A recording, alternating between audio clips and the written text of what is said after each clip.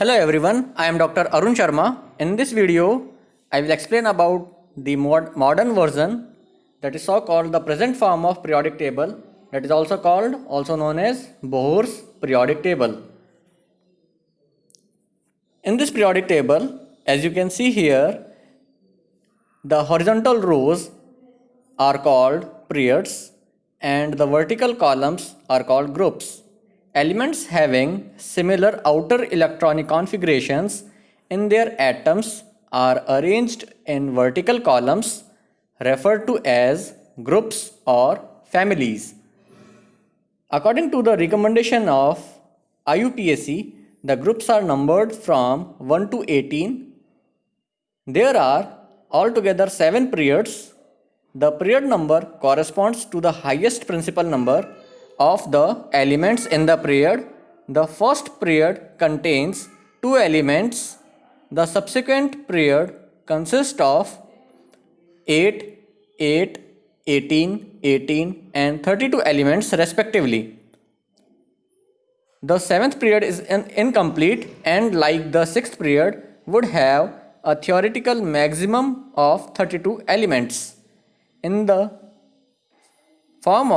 this form of periodic table, 14 elements of both 6th and 7th periods, lanthanoids and actinoids respectively, are placed in separate panels at the bottom. These are called F block elements. So this present form of the long form of periodic table, that is so called the Bohr's table, consisting of 118 elements, these are present here in this table, and the structural features of the present form of the periodic table are as follows. So here we consider about 6 points, and point number 3 and point number 4 we will upload in our upcoming videos. We will explain in detail about the inner transition elements, F block elements, that is so called, and the nomenclature of the elements with the atomic number more than 100, that will be discussed in our upcoming videos. And the point number 1, that is groups, 18 vertical columns, that these are called groups, as we can see in the modern form of the periodic table, and there are 7 horizontal rows, these are called periods. And we will also discuss about in this video about the transuranium elements and the types of elements such as S block elements, P block elements, D block and F block elements. So in group 1, as you can see that group 1 and group 2 are called the representative elements or the main group elements. These are also known as S block elements. These are like group 1, which consisting of 6 elements. Their names are lithium, sodium, potassium, rubidium, cesium and francium. These are called alkali metals. And in group 2 there are also 6 elements named beryllium, magnesium, calcium, strontium, barium and radium. These are called alkali earth metals. So these elements are coming to the category of S block elements. Now in group 3 is also called scandium group, and here in this group you can see here that the scandium, ytterbium, lanthanum, lutetium, actinium and lawrencium elements are present. In group 4 there are 4 elements, and this is called titanium group. Group 5 is called vanadium group. Group 6 is called chromium group. Group 7 is called manganese group, and group 8, 9 and 10, these 3 groups are combinedly called in Roman number group 8, and these group 8 is called iron group, group 9 is cobalt group and group 10 is nickel group. Now come to the group 11. Group 11 is the copper group or the coinous metals, because all the metals you can see here in this group, in group 11, copper, silver, gold. So these are the used for mainly for the coinage elements, coinage metals. So you can see the silver coin, gold coin, copper coin. So these are called the coinage metals. So in group 12 is called zinc group. Group 13 is called boron group or icosagens. Why icosagens? As because you can see here that these icosagens in group 13 has occasionally been used in reference to the icosahedral structures characteristically formed by its elements. You can see that boron, aluminium, gallium, indium, and tellurium, these are having the icosahedral structures, and icosagen structure, because of this structure these are called icosagens. And group 14 elements like carbon, silicon, germanium, tin, lead, these are called crystallogens. Why crystallogens? As the name indicates, crystallogens, that means the word itself means crystal former. So the group 14 atoms have 4 valence electrons each, meaning they can make 4 covalent bonds. This is seen in the covalent crystals of carbon, diamond, that is called one of the most popular example, that is called diamond, silicon for silicon. So these can formed 4 valence electrons, 4 valence covalent bond they can form with the same element. So this is the property exhibited by this group of elements. That's why that these are called crystallogens. Now come to the group 15. These are called pinictogens, that is called nitrogen family. And what is the meaning of pinictogens? Now you can see that in the pinictogens, it is derived from the Greek word pegnin, which means to chalk. This refers to the chalking property of nitrogen as opposed to air, which contains oxygen as well as nitrogen. So now this is the property for exhibiting these elements. These are called pinictogens. Now come to the group 15.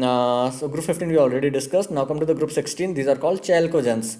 And why these are called chalcogens? Because these elements mostly forms the ore of oxides and sulfides for the metal copper, and such ores contains also traces of selenium and tellurium. So that's why this is the reason for this purpose they are called chalcogens. Now, or the oxygen family, for come to the group 17. These are called halogens: fluorine, chlorine, bromine, and iodine, and astatine. These are called halogens. Now come to the last group, that is group 18, that is also called zeroth group, which consisting of noble gases, and these are also called inert gases because they are not reacting in the normal conditions with the another elements like helium, neon, argon, krypton, xenon, and radon. These are called the noble gases. And the group 13 to group 17, these groups, these 5 groups, mainly group 13, 14, 15, 16, and 17, these are coming to the p block elements. So these are the p block elements. So we can see that there are 18 groups in the periodic table. Now we will discuss about the periods. There are 7 horizontal rows as we have seen in the modern periodic table. So there are period 1 to period 7. In the period 1 there are 2 elements with having the principal quantum number 1, and these 2 elements are named as hydrogen and helium. In period 2 there are 8 elements and the principal quantum number is 2, and the elements named are as follows: lithium, beryllium, boron, carbon, nitrogen, oxygen, fluorine, and neon. In period 3 there are also 8 elements and the principal quantum number is 3. So we can see that as the number of periods are increasing from 1 to 7, the principal quantum number is also increases, and it has the same value, like the principal quantum number is the same as the number of the period. So in period 4 and period 5 there are 18 elements. In period 6 and 7 there are 32 elements. Now 18 elements are the normally present in the period in the period 4th and period 5, but in case of period 6 and period 7 there are because of presence of lanthanides, 14 lanthanides and 14 actinides in period 6 and 7 respectively. That's why the 18 plus 14 you will get 32. So there will be 32 elements in period 6 and also the 32 elements present in period 7. So there are these 7 periods you can see in the modern periodic table or the Bohr's periodic table. Now what about transuranium elements?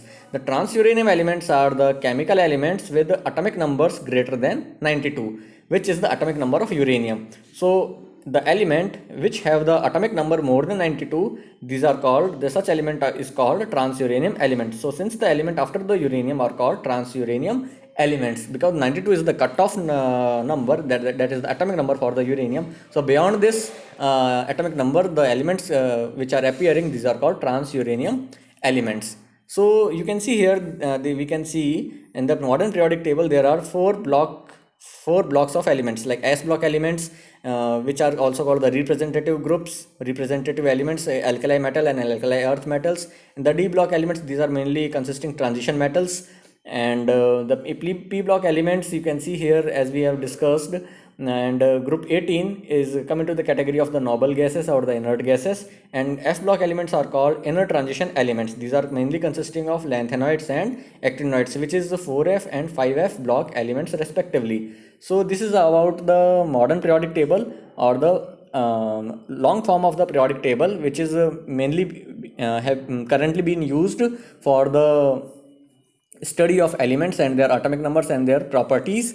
So we will discuss about the periodic properties in our upcoming videos, and also about we will discuss about as we have seen in this one. So we will also discuss. Please subscribe this channel for more videos. If you have any questions, please feel free to contact to me. Thank you very much.